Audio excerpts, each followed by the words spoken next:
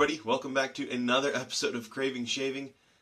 Today's video has been a long time coming because I started making this video in some sense for over a week now. So this has to do with my timeless bronze razor. It started out as I was shooting a video on how to remove tarnishing on the timeless bronze, and I made the video and it didn't work. So then I thought, you know what, I actually really like that color. Maybe I will try to do the opposite and put a patina on it. And that's what I ended up doing, and this is the end result. I will roll in, I will roll in some pictures of what it looked like before.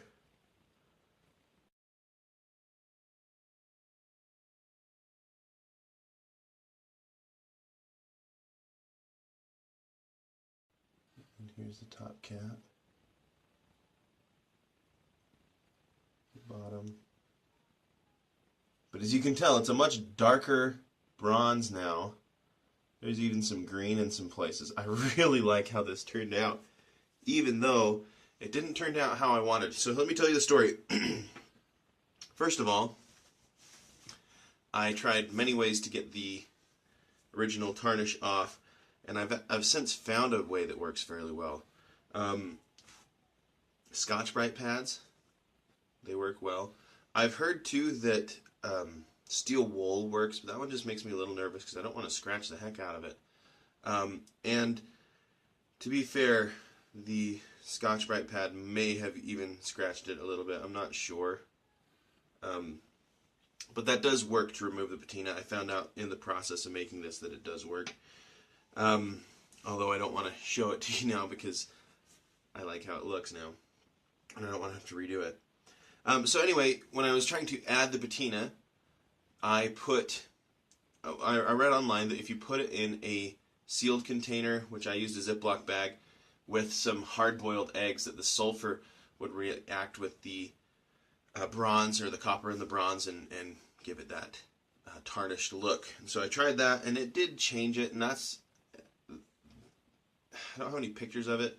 It did change the appearance of the brass, but not nearly this drastically.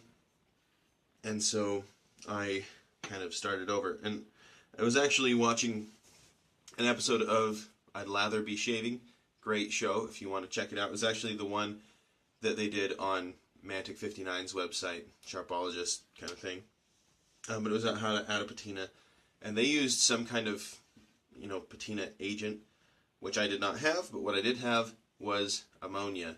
And so what you do is you take a container. I use just a Tupperware container, and then you put something. You put some ammonia in the bottom, just a bit. You don't need a lot. It's potent stuff. And then you put something in the container that is higher up than the level of the ammonia that you have in there. I used a jar lid, just like you could use like a peanut butter jar lid.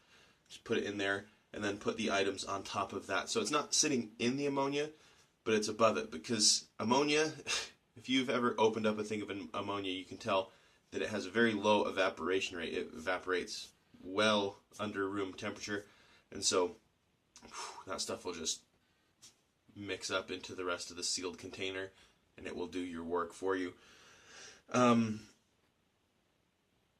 Do it in a well-ventilated area, because it does, like, if you've ever worked with just straight ammonia, it's some potent stuff. You may be able to use like Windex. I don't know. I use straight ammonia, but it has some pretty good results.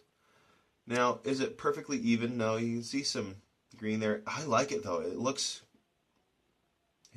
just has an antique look to it, kind of an ancient bronze feel to it. And I think that the patina will get darker as time goes by, and I'm going to encourage that.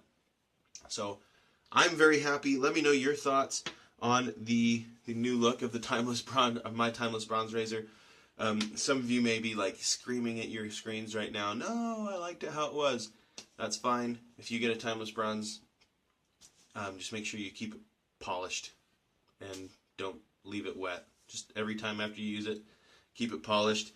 If you do get some tarnish, steel wool, Scotch-Brite pads, or, which I also found out about on I'd Lather Be Shaving, or just polishing pads and probably some bronze polish. But anyway, thank you for tuning in for this episode of Craving Shaving. Again, please do let me know in the comments below what you think of this new look of this timeless razor.